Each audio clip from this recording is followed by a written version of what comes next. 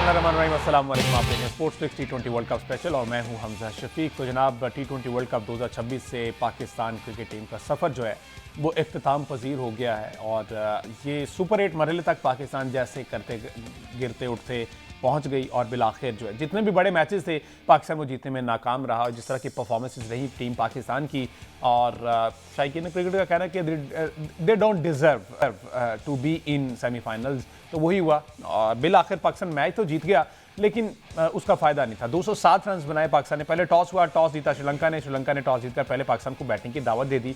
दो ऑप्शन से पाकिस्तान के पास, अगर पाकिस्तान पहले बॉलिंग करता तो पाकिस्तान को जो भी टारगेट मिलता उसको 13 ओवर तक पूरा करना था, जो कि इन कंडीशंस को देख के लग रहा था कि वो ज़्यादा ऑप्शन ईजी होता क्योंकि ड्यू फैक्टर था और बॉल गीला हो रहा था और सेकंड इनिंग में अंडर लाइट आपको पता होता है स्पेसिफिकली कि आपने किस तरह से अप्रोच करना है, किस तरह से खेलना है, तो वो कदरे आसान ऑप्शन हो सकता था। लेकिन श्रीलंका ने टॉस जीता, उन्होंने पाकिस्तान को पहले बैटिंग की दावत दे दी। अब इस सिनेरियो में पाकिस्तान को मिनिमम 60 रन से ये मैच जीतना था, तो पाकिस्तान ने ओपनिंग पेयर ने आउटस्टैंडिंग परफॉर्म किया और यही एक्चुअल ओपनिंग पेयर है जो कि पाकिस्तान का through out the T20 world cup होना चाहिए था। लेकिन अनफॉर्चुनेटली सिलेक्शन कमेटी की अपनी मर्जियां, कप्तान की अपनी मर्जियां, हेल्पलेस कप्तान की मर्जियां, वैसे उसकी मर्जियां क्या ही चलनी थी, वो तो बिल्कुल बेचारा बिल्कुल बेयारो मददगार नजर आ रहा था। उसको मुझे लगता है कि उसकी टीम में एक दूसरे से बनती ही नहीं थी, उसकी कोई मानता नहीं था। बहरहाल 147 रन तक रिस्ट्रिक्ट करना था। और बैटिंग की बात करें तो 100 रन की इनिंग खेली है साहिबजादा फरहान ने, 2 सेंचुरीज की हैं अगेंस्ट नमीबिया ने किया और ये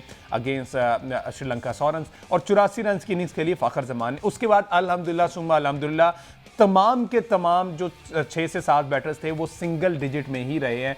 2-7-0-0-8-4-1-0 ये वो अगली आने वाली पूरी खेप है जिन्होंने परफॉर्म करके दिखाया, जिसमें कप्तान सलमान अली आगा भी शामिल थे। इस तरह की बदतरीन कारकर्दगी दिखाई गई पाकिस्तान क्रिकेट टीम की जानिब से, तो फिर रिजल्ट जो सबके सामने है वो ऐसा ही रिजल्ट आना था और इससे और बेहतर क्या तवक्को कर सकते थे। न सिर्फ बैटिंग बल्कि बॉलिंग में भी जिस हद तक मार पड़ी है हमारे प्रीमियम फास्ट बॉलर को, जिन्होंने 4 ओवर करवाए और अल्हम्दुलिल्लाह 48 रन दिए और अनफॉर्चुनेटली एक खिलाड़ी को उन्होंने आउट भी कर दिया और यही वो एक विकेट होगी जो कि गालिबन इनको आगे कोई 10-12 सीरीज खिलवा देगी। ठीक है, उसके बाद 4 ओवर में 36 रन नसीम शाह को लगे, एक आउट किया उन्होंने। अबरार अहमद ने 4 ओवर कराए, 23 रन दिए और 3 खिलाड़ियों को आउट किया। ये बहुत ज्यादा इकोनॉमिकल रहे और ये अच्छी बॉलिंग की। उसके बाद उस्मान तारिक है, 4 ओवर 43 रन, ये आपके ट्रम्प कार्ड थे और ठीक है उन्होंने बाकी मैचेस में परफॉर्म किया है, सम हाउस में नहीं कर पाए।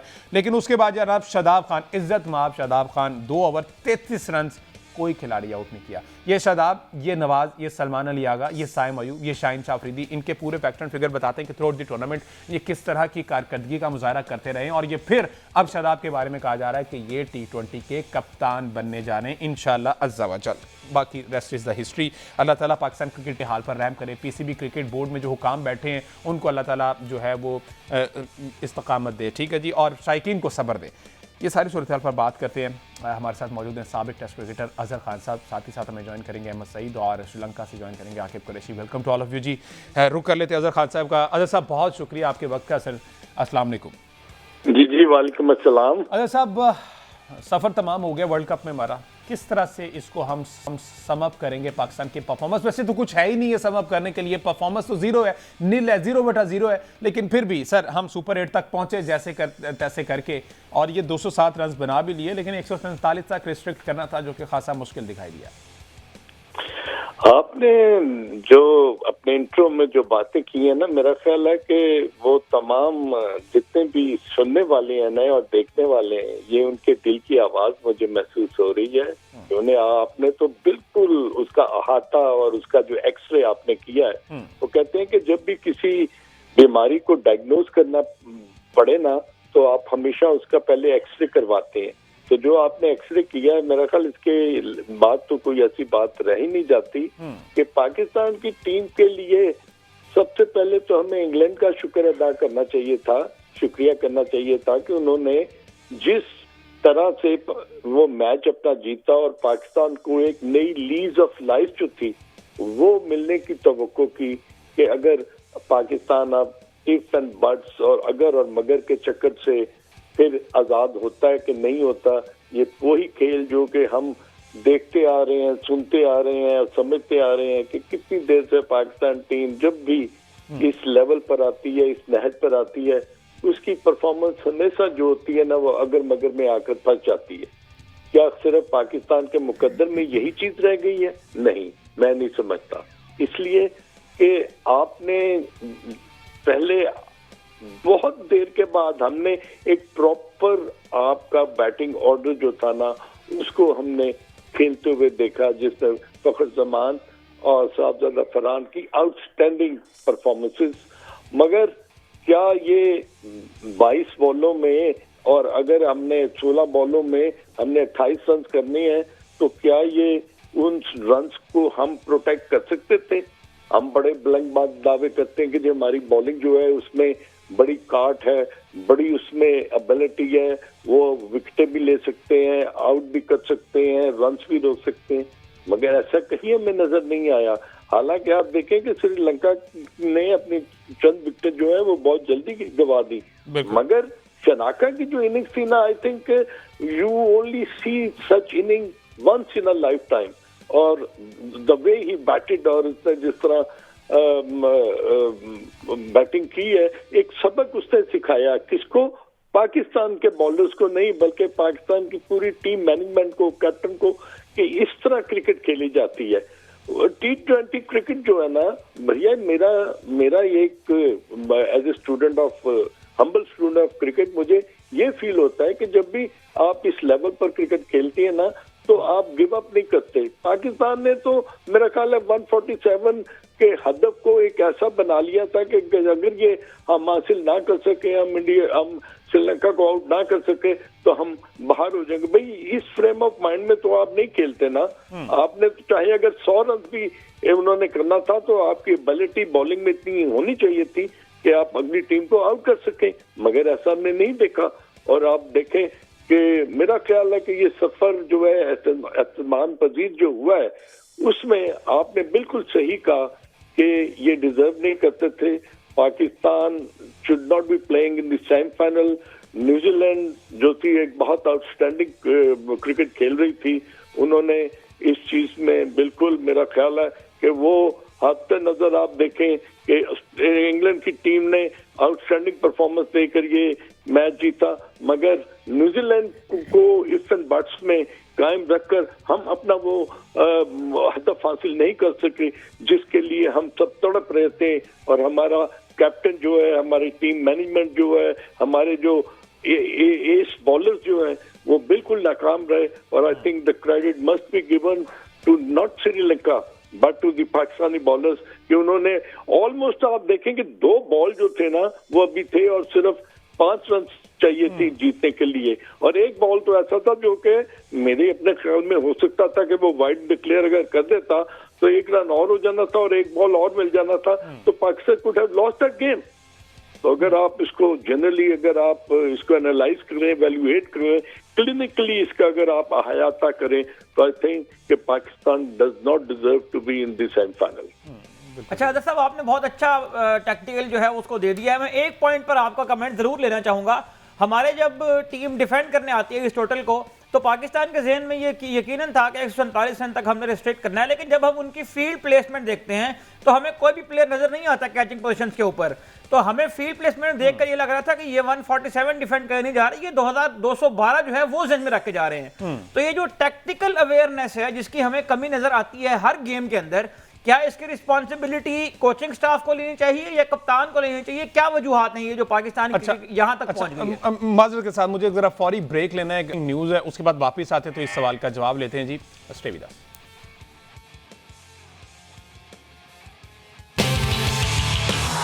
बात हो रही T20 वर्ल्ड कप के हवाले से पाकिस्तान की बदतरीन कारकर्दगी का मुजाहरा जिस तरह से किया गया टीम पाकिस्तान की जानिब से, और बिलाखिर हमने देखा कि सलमान अली आगा ने एक एहसान किया है मुल्क कौम पर। उन्होंने कहा कि जनाब मैं इस शिकस्त को तस्लीम करता हूँ। चले बिलाखिर किसी ने तो ऐसा कहा, अदरवाइज एक दूसरे पर बात हमेशा से डाल दी जाती है।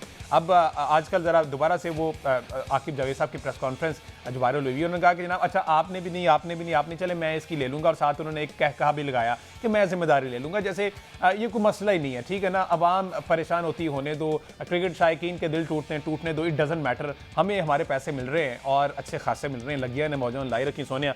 तो ये सूरत हाल बनी हुई। अहमद सईद साहब, कप्तान ने कहा कि ठीक है मैं तस्लीम करता हूँ, इज इट इनफ या फिर ये सर्जरी अब हो जानी चाहिए? कप्तान की अब इसको क्लीन करने को कप्तान के लिए सॉरी करने का हम क्या करें, मतलब वर्ल्ड कप खत्म हो गया, टीम वर्ल्ड कप से बाहर हो गई है और चौथा पांचवा आईसीसी इवेंट है जिसमें एक ही तरह की सारी दास्तान है वो दोहराई जा रही है। हम भी यहाँ बैठ के वही बातें कर रहे होते हैं और ये सारी बातें वो हैं जो, यानी हम अगर स्पोर्ट्स फ्लिक्स के प्लेटफॉर्म के ऊपर बैठकर आपको ये बता रहे हैं ना कि पाकिस्तान की टीम में शाहीन शाह अफरीदी को नहीं होना चाहिए, पाकिस्तान की टीम में शादाब खान को नहीं होना चाहिए, तो जो थिंक टैंक्स वहाँ बैठे हैं वो नहीं पता इस बात का। जो लोग पाकिस्तान की टीम को चला रहे हैं, भाई माइक हैसन और सलमान अली आगा के हटने से ज्यादा जरूरी उन लोगों का हटना है जिन्होंने माइक हैसन रिकमेंड किया था। वो तो कलेक्टर थे ना जिन्होंने रिकमेंड किया था, बिल्कुल उनको तो पता था ना क्रिकेट कैसे चलती है। मैं ये समझता हूं कि सबसे ज्यादा मुजरिमाना गफलत उन लोगों की तरफ से आई है जिन्होंने माइक हैसन को पाकिस्तान का कोच रिकमेंड किया था। उसके सीवी पर यह लिखा हुआ था कि वो अर्जेंटीना की क्रिकेट टीम के साथ कोचिंग करता रहे, उसके सीवी पर यह लिखा हुआ था कि वो न्यूजीलैंड की टीम के साथ कोचिंग करता रहे, लेकिन साथ यही बताया ना कि उस 6 साल में उसने कुछ भी नहीं जीता। उसकी सीवी के ऊपर यह लिखा हुआ था कि वो रॉयल चैलेंजर्स बेंगलोर के साथ आईपीएल में काम करता रहा है, उसकी सीवी के साथ यही बताएं कि उसने कुछ भी नहीं जीता, साथ ये बताएं कि उसने कभी क्रिकेट नहीं खेली, उसको नहीं पता। अब यानी कितनी बड़ी आयरनी है पाकिस्तान क्रिकेट के साथ कि माइक हैसन आके बाबर आजम को ये बता रहा है कि तुमने कैसे बैटिंग करनी है। उदारा तो भाई सलमान आगा बेचारे के पास तो ऑप्शन नहीं ना है, उसने तो आके तस्लीम करना है, 4 दिन बाद वो प्रेस कॉन्फ्रेंस करेगा, नहीं हटेगा तो उसको हटा दिया जाएगा, मलबा माइक हैसन के ऊपर आएगा। लेकिन बात यह है कि जिन लोगों ने इनको रिकमेंड किया है, और आकिब जावेद साहब को जिस प्रेस कॉन्फ्रेंस का आप तस्करा कर रहे हैं, और वो जो पूरी सिलेक्शन कमेटी जो पिछले 6-8 महीने 10 महीने से हमें बुलंदो बांग दावे करके दे, उनकी अकाउंटेबिलिटी कौन करेगा? हमेशा ये तो होता है कप्तान बदल दो, कोच बदल दो। भाई पीछे जो लोग बैठे हुए हैं जो ये सारे मामला चला रहे हैं, जो आकर कहते थे कि भाई 15 तो माइक हैसन खुद बनाते हैं, हम तो कुछ भी नहीं करते, तो आप वहां बैठे क्यों हैं जब आप कुछ भी नहीं करते? फिर दूसरी बात यह है कि आपने अगर जब कुछ भी नहीं करते अगर आप, तो आप टीम अनाउंस करने क्यों आ गए थे वर्ल्ड कप से पहले मुंह उठा के? तो अब आकर सबसे पहले वो जिम्मेदारी लेना जिसका आपने कहा था कि हाँ मैं रिस्पॉन्सिबिलिटी लूंगा। क्यों नहीं आया आकिब जावेद साहब मीडिया पर? क्यों नहीं आकिब जावेद साहब ने आके कौम से माफी मांगी कि मैंने गलत लड़के सेलेक्ट करके भेजे थे? क्यों नहीं आकिब जावेद साहब ने आकर इस बात की जिम्मेदारी ली कि वो लड़के जो डोमेस्टिक में परफॉर्म कर करके मर गए हैं, वो लड़के जो पाकिस्तान की अंडर 19 टीम में परफॉर्म कर करके मर गए हैं, वो पाकिस्तान की टीम में नहीं आए और मैंने सिर्फ उन लड़कों को भेजा जो किसी के दामाद हैं, जिनके साथ किसी की पर्ची लगी हुई है। आकिब जावेद साहब क्यों नहीं आए मीडिया के ऊपर यह बात करने के लिए? और अब सलमान अली आगा और माइक हैसन के हटाने से सिस्टम ठीक नहीं होगा, आपको इन लोगों को अकाउंटेबल करार देना पड़ेगा। मोहसिन नकवी साहब को अगर मिशन ऑपरेशन क्लीन अप करना है तो उसका आगाज इन लोगों से होना चाहिए जिन्होंने ये 15 की टीम हमें बनाकर दी थी, और उन्होंने हमें ये कहा था कि इस टीम, और ये एक और बात, ये वो लड़के हैं जिनको पिछले 6-8 महीने में पीसीबी ने बेतहाशा सपोर्ट किया है। इनको ये भी नहीं कहा जा सकता कि आप इनको वर्ल्ड कप से पहले, ये सारे वो लड़के हैं जो एशिया कप में थे, ये सारे वो लड़के हैं जिनको उनकी मर्जी के कॉन्ट्रैक्ट मिले हैं, ये सारे वो लड़के हैं जिन्होंने पीसीबी को ब्लैकमेल करके अपनी मर्जी के सेंट्रल कॉन्ट्रैक्ट लिखवाए थे, ये सारे वो लड़के हैं जो चलता सीजन छोड़ के, अव्वल तो सीजन खेलते नहीं है, डोमेस्टिक खेलना तो कोई पसंद ही नहीं करता, अगर डोमेस्टिक खेल भी रहा हो तो चलता सीजन छोड़ के एनओसीयां लेके लीगे खेलने निकल जाते हैं। इनको तो आज तक पीसीबी ने कुछ भी नहीं कहा। अच्छा, वो एनओसी वाला मामला फिर इंप्लीमेंट नहीं हो पाया था कि सिर्फ 1 या 2 लीग खेलेंगे, या इंप्लीमेंट हुआ है? मतलब कौन सा ऐसा प्लेयर है जो अपनी 2 लीगों की जो बात है ना, वो भी आप सुन लें भाई। अच्छा। प्लेयर्स के पास ना पूरे कैलेंडर में टाइम बचता ही इतना है कि उनके पास 2 लीगें खेलने का टाइम होता है, वरना तो ये कल आपके सेंट्रल कॉन्ट्रैक्ट आपके मुंह पर मारे हैं और ये पाकिस्तान का प्राइड पड़ा, ये पाकिस्तान की जर्सी पड़ी, आप जा रहे हैं। ये तो वो लड़के हैं, आपके ख्याल में अभी इनको हारने का दुख हो रहा होगा? नहीं।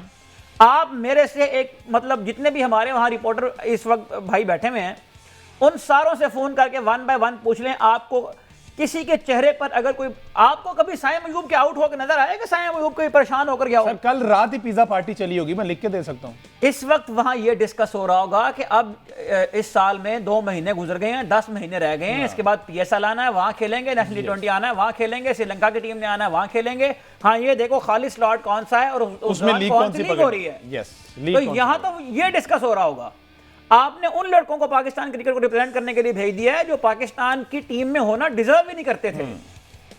भाई मुझे आप ये बताएं कि पाकिस्तान क्रिकेट, मतलब आप इसको छोड़ दें कि पहले बैटिंग करनी चाहिए थी, पहले बॉलिंग करनी चाहिए थी, आपने जो टेक्निकल डिसीजन लिए हैं कल, आपको विकेट चाहिए थे ना, आपने 147 को बचाने थे, आपका स्लिप का फिल्टर किधर था?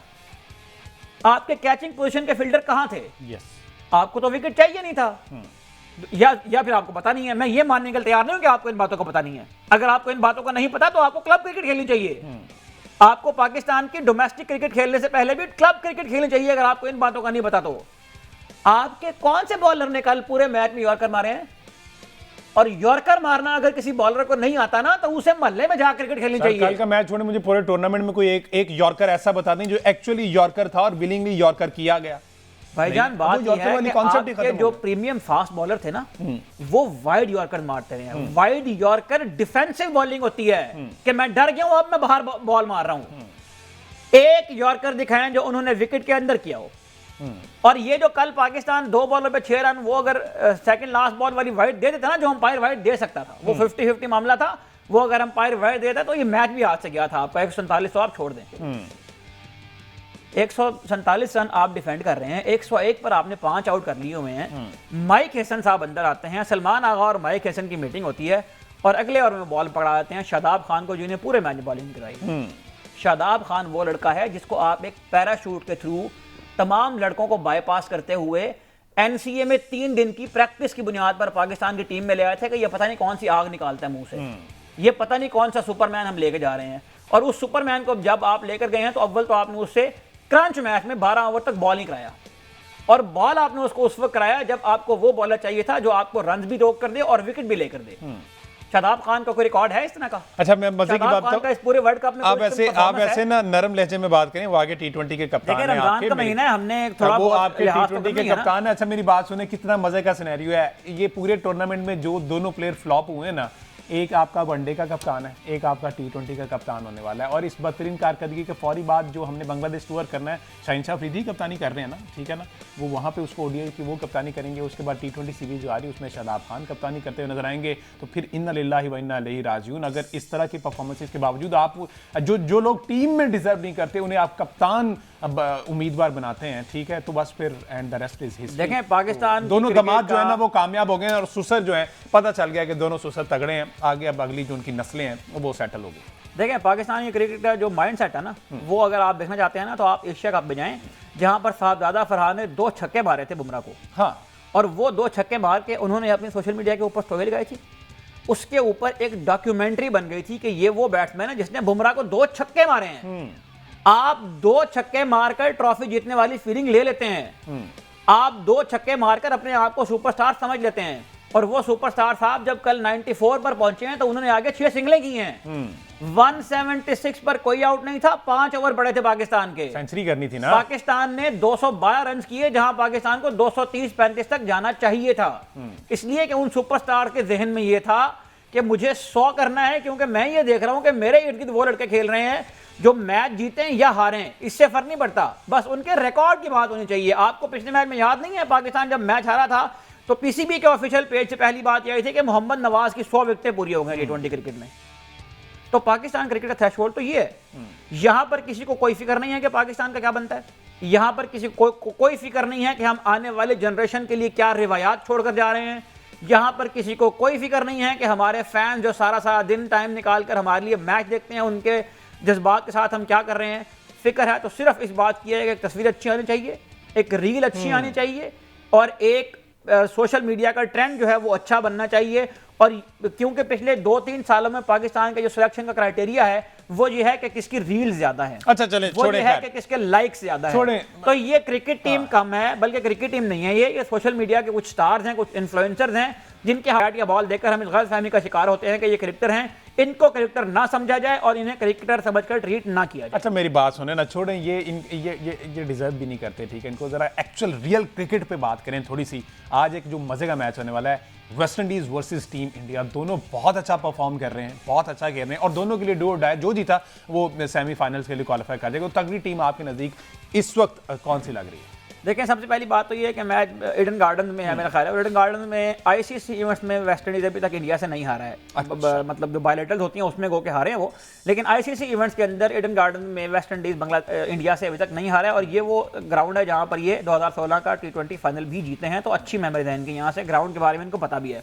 और वेस्ट इंडीज के क्रिकेटर मोस्टली यहाँ पर IPL भी खेलते रहते हैं, इसलिए कंडीशन इनके लिए कोई बहुत ज्यादा नई नहीं है। मतलब इनको पता है यहाँ अगर पिच का बिहेवियर तब्दील भी होता है तो उसके अकॉर्डिंग भी। वेस्ट इंडीज की टीम को अगर इस वक्त हम देखें तो मुझे ये लगता है कि ये एक राइट टाइम है इंडिया को इंडिया में चैलेंज करने का, जो कि डिफाई चैंपियन है T20 की। और हम दोनों टीम्स की अगर स्ट्रेंथ देखें, उनकी अगर हम दोनों को सामने रखकर कंपेयर करने की कोशिश करें तो मुझे ये लगता है कि वेस्ट इंडीज़ की टीम का पल्ला जो है वो आज भारी होने वाला है। उसकी वजह यह है कि भारत की जो बैटिंग की कंसिस्टेंसी है वो थोड़ी सी डिस्टर्ब हुई है। उस तरह की परफॉर्मेंस हमें बड़े मैच में देखने को नहीं मिली, क्योंकि जिम्बाब्वे के खिलाफ उन्हें बहुत बना लिए। हो सकता है कि उससे कुछ उनको एतमाद में वापसी हुई हो कुछ प्लेयर्स के, लेकिन जो बड़ी टीम्स के अगेंस्ट हैं, जो वर्ल्ड क्लास टीम के अगेंस्ट उनकी परफॉर्मेंस है वो बहुत अच्छी नहीं रही है इस वर्ल्ड कप में। तो मुझे ये लगता है कि वेस्ट इंडीज इस वक्त एक ऐसी पोजीशन में है कि जो इंडिया को इंडिया में हरा सकती है, और अगर इंडिया की टीम आज हारती है तो वो सेमीफाइनल की दौर से बाहर हो जाएगी। और पहली बार ऐसा होगा कि कोई भी Asian team T20 world cup के सेमीफाइनल में नहीं जाएगी। तो आज के मैच में, मतलब इसलिए नहीं कि हम भारत की जो हरकतें हैं उनकी ICC के अंदर उसके हम ज़ाहिर है यहाँ पर अगेंस्ट भी हैं, उस पर हम बहुत बात भी करते हैं, क्रिकेट का बेड़ा गर्क होने किया वो एक अलग बात है। लेकिन अगर हम ऑन पेपर बात करें, हम दोनों टीमों की परफॉर्मेंसेस की प्रीवियस मैच के अंदर ही बात करें, तो मुझे ये लगता है कि वेस्ट इंडीज के पास एक अच्छा चांस बन सकता है आज इंडिया की टीम को। लेट्स सी जी, शाम 6:30 बजे मैच, उससे पहले साउथ अफ्रीका जिम्बाब्वे, जो कि साउथ अफ्रीका ऑलरेडी क्वालिफाई कर चुका है, जिम्बाब्वे बाहर हो चुका है, वो 2:30 बजे मैच है। उसके बाद 6:30 बजे जो है वो team India versus West Indies, और ये डू और die match for both knockout है। जो जीता वो सेमीफाइनल के लिए क्वालिफाई कर जाएगा। इस पर कल के शो में बात करेंगे। हमें दीजिए इजाजत, अल्लाह हाफिज़।